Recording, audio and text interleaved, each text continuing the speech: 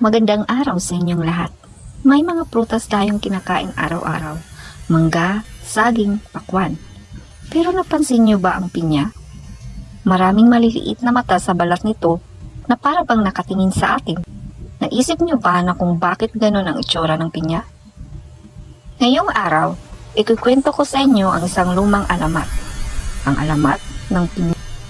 Isang kwento hindi lang tungkol sa isang prutas, kundi tungkol sa isang bata, isang ina, at isang aral na mahalaga sa ating lahat.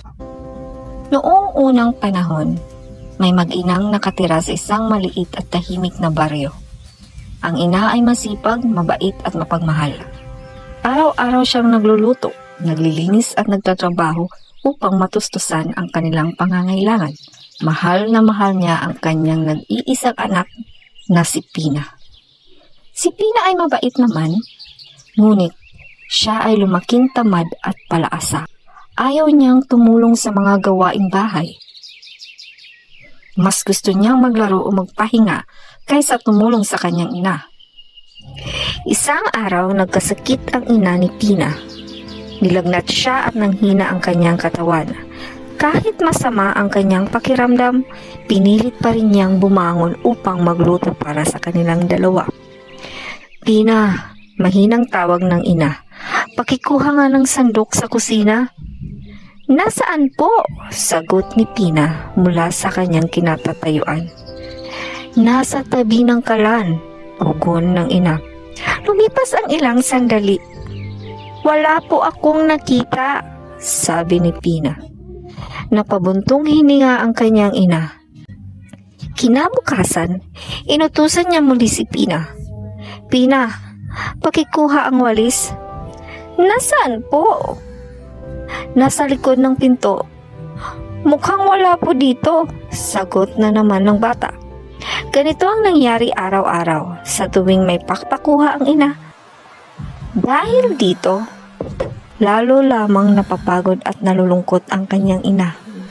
Hanggang sa isang araw, dahil sa sobrang pagod, sakit at sama ng loob, napuno ang ina. Sa isang sandaling hindi niya napigilan ang kanyang damdamin.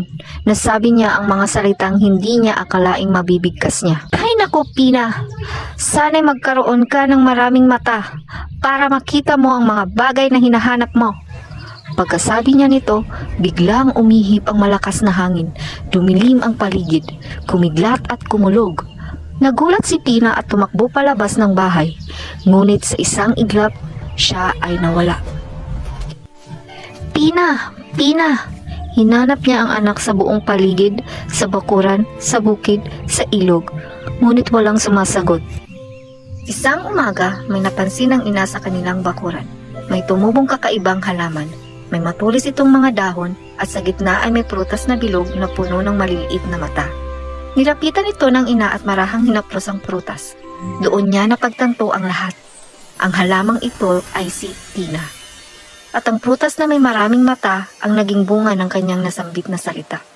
Napaluha ang ina. Labis siyang nagsisi sa kanyang mga sinabi. Hiling man niyang bumalik ang nakaraan, huli na ang lahat. Ang kanyang anak ay naging isang halaman na laman, ang pinya. Mula noon, sinasabing ang pinya ay paalala sa lahat. Paalala na huwag maging tamad, matutong tumulong at maging responsable sa loob ng tahanan. Pahalagahan ang mga magulang habang sila ay naririyan pa. Ngunit may isa pang mahalagang aral ang kwento. Ang mga salita, lalo na kapag binigkas sa galit, ay may kapangyarihan. Kapag nabitawan na, hindi na ito basta mababawi. Kaya dapat tayong maging maingat sa ating sinasabi. Sa tuwing nakakakita tayo ng pinya, naway maalala natin si Pina, isang batang hindi natutong tumingin at kumilos sa tamang oras. At sana, sa ating mga tahanan, piliin natin maging masipag, mapagmalasakit at maingat sa salita. Dahil minsan, ang maliliit na pagkukulang ay maaaring magdulot ng malaking pagsisisi. At iyan ang alamat ng pinya. Maraming salamat sa pakikinig.